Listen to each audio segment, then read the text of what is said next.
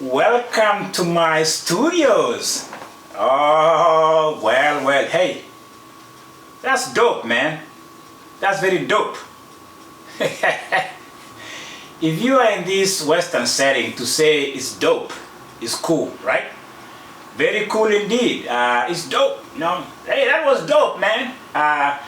But when you grow to the other side of the pond and you say dope, you're in the valley, the Rift Valley of dope. And doping over there is a crime in the international community. It should be a crime in the local community, right? It's me again, man, pounding the subject. Pounding the subject. Going jab, jab, jab, jab. Hopefully the uppercut will find the right victim. And they fall down and the giant goes down with that stone, with a sling. From Joel came Bob? I don't think so. I don't think I have the uppercut, man. Because this subject of doping, is not going away. And the reason why I'm restless is because the tentacles, the international community is closing in on Kenya, and I think Kenyans are asleep. When a country is in slumber, when the country is pretty much just indifferent to the fact that our pride is about to be anything but pride, it warrants somebody to keep saying, listen, you stiff-necked people, if you don't change your ways, you will perish. Man, that's as prophetic as it gets. It's me again, pounding this subject, this criminality that is plagued my country. I think the reason why I cannot rest is because I have my ears to the ground. You might be thinking of P. Diddy, is that what it is? P. Puff Dirty? I don't care about that. I'm talking about Puff Dope. Okay? Diddy ain't, I don't care for 1,000 bottles of baby oil. I care about 1,000 athletes losing their livelihood. Okay? So that's what I'm looking at. And if you are in another platform, I'm staying focused. Because I've laid a case against Kenya. I really tried to give attention to this subject to a point whereby I might look like I'm obsessed. I have nothing else to talk about. But when the avalanche, when the storm is not the Florida storm, what is the name of the Florida storm hitting Florida? Milton? When Milton is hitting people in Florida and people are running for shelter and evaluating their livelihood, I'm saying Kenya is in the eye of the storm with steroids. It's so problematic that they are being distracted. They have political games being played around, and distractions after distraction. Kenyans, I've kept saying, attention span in Kenya and this idea of indifference to the truth is just, it's worrying. It's worrying. I gave them excuses. I've talked about youth being idle. I've talked about poverty. I've talked about 60% of unemployment. I've talked about the elite plundering and looting and stealing. All these things are true. All these things are true. What is not true is the fact that we Kenyans are in this together, one form or another. I think we've almost indulged to a point whereby we've normalized corruption. Okay? We've normalized corruption. It's okay to bribe a police officer. It's okay to bribe an official. It's okay to bribe somebody who brings you drugs and says, you're an athlete, give me 5%. I'll give you steroid if you win a race. This is not about steroids, it's not about athletics. This is about values. This is about values that are not incompatible with what we claim to be a religious Christian nation. We can get on our knees until we have just sores and blisters, my friend. I tell you what, it doesn't matter. What matters is what we do. I'm serious about this. It's what you do. It's not what you promulgate, whatever, pontificate. One time I thought about fornicate. Because it's not about what you say. Kenyans have declared many things. We have a lot of commissions after commissions. We've come up with this, we're going to do this. We have charters after charters. In Kenya they call them manifestos, promises, blah, blah, blah, blah, my other side of the body.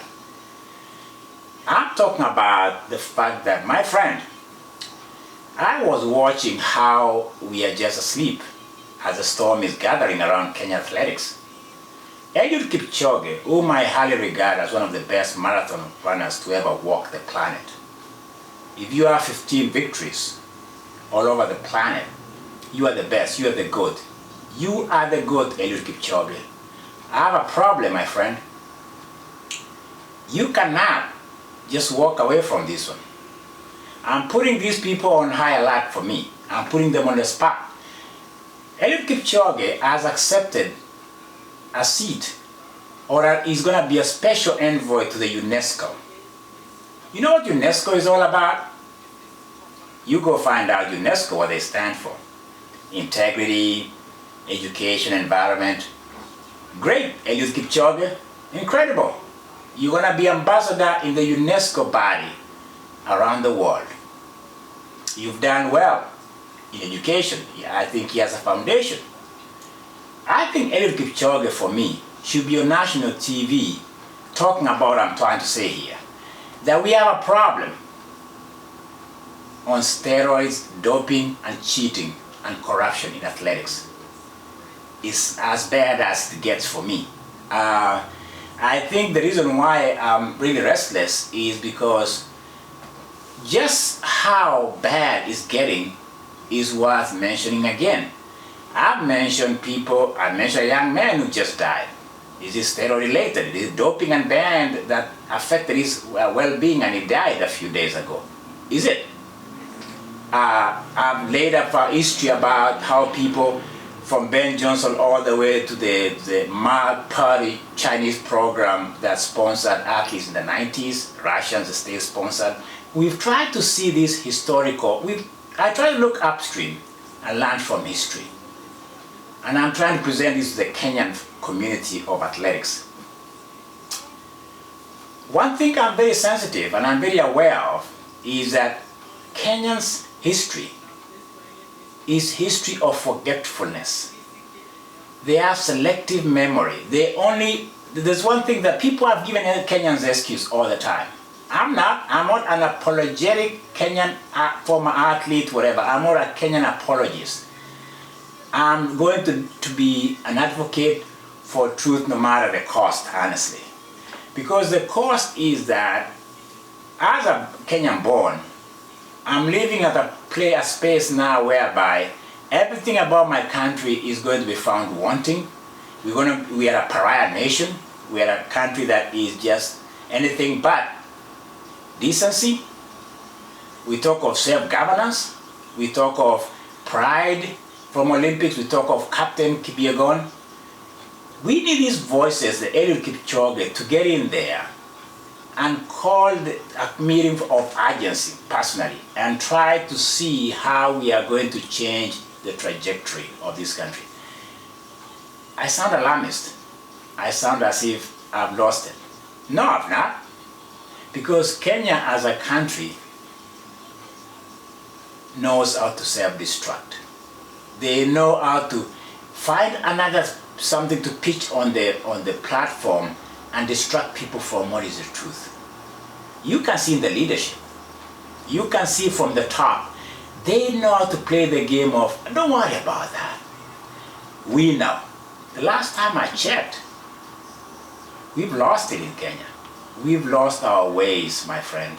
And for me, I'm so invested in athletics in Kenya. To see young men, to see people like Finis Kipruto, I don't know which name I'll mention. The list is so long, the list is so deep, is so broad. And to see how the international community is looking at Kenya as a pariah nation, a nation that has just closed in, is in the darkness, and they're groping. They don't even know what's going on. We have no clue. We are clueless, indifferent. It's as if we've just stuck our heads in the sand and our buttholes are just shooting up whatever it can shoot up. It's a problem. It's quite alarming to me. The storm is really gathering momentum. I can't even say it anymore because maybe I'm just giving the last shout out. In fact, I'll say this, and I'll say this again. I'll be surprised if Kenya starts to be a pariah nation when it comes to athletics. I will not be surprised. I will not be surprised. And I think for me, it's really sad. It's something that I was hoping it never happens.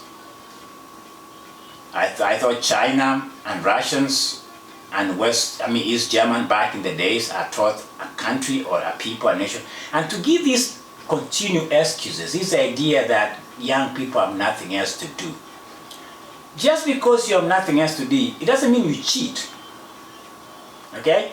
This excuse that we have an employment of what I say 60%, just because your way of life is very limited, your economic power is so bad. Yes, we understand that. Does it mean you become indecent and engage in things that are questionable? Does it mean corruption is okay because that's the way your life is? Really? Does it excuse anything at all? Because I think this idea that, oh, they are just poor, blah, blah, blah, they have nothing else to do, so they have to cheat their way up the ladder. If you're going to cheat your way to Boston Marathon, or whatever marathon, which I'm focusing on, really, what about the people who are participating and they didn't cheat? Now, what are you going to say? And they are from poor countries too, by the way. I was reading something about Ethiopia, and Gebre Selassie has raised an alarm in the Ethiopian Federation of Athletics after the debacle, after the dismal performance in Paris Olympics. In fact, they've gone all the way to High Court, where they are investigating themselves on why it was a horror show, a dismal show for Ethiopia during the last Olympics. There you go, a country that is going in and self-evaluating themselves and saying, how come Ethiopia didn't do so well as we've done historically? And I think for Gebre Selassie, Haile Gebre Selassie to speak, it should be, as I've seen, he's a friend of Paul Tergat, who is a marathon runner, and they were friends. They were good arch rivals when they used to run in track. We should take the entire athletic complex in Kenya, athletic system, to court and find out how we can criminalize the whole doping scandals and cheats. People are calling them vices. It's a crisis, for goodness sake. So Ethiopia is doing well. They've taken a very proactive approach to it instead of allowing the international community to come in and police a country and police our athletes. Just because we have this science modules that are going to keep track of the athletes in Kenya, the numbers are incredible. We have a lot of athletes. Who is who? Who is clean? It's like Corona. We couldn't tell. You know, people are walking down the street. Who had what? Now we don't know in Kenya who is juiced up. So I think my sincere appeal to Kenya community, athletic community, is that we just need to look deep inside and ask ourselves, how low have we fallen as a country, as a people, as a society, and as athletic community? We've adapted the corruptive system that is plaguing and killing the country. And we've taken a template and we've just inserted it into the athletics complex, and we are reaping the worst. Because if the political system is corrupt, if the system is corrupt, athletic system is corrupt, then what do you call Kenya? A failed nation? They failed the drug test, now they failed the value test or the decency test. We've really come to a point whereby the storm is not just hitting Florida, my friend. It's not, that was dope, my friend. It is, we are doped up and we are looking really bad. Again, speaking from the wilderness, man, I'm just a child of John the Baptist. You brood of vipers! What episode is this? What am I talking about? Dope. Dope nation for you. That's Kenya for you.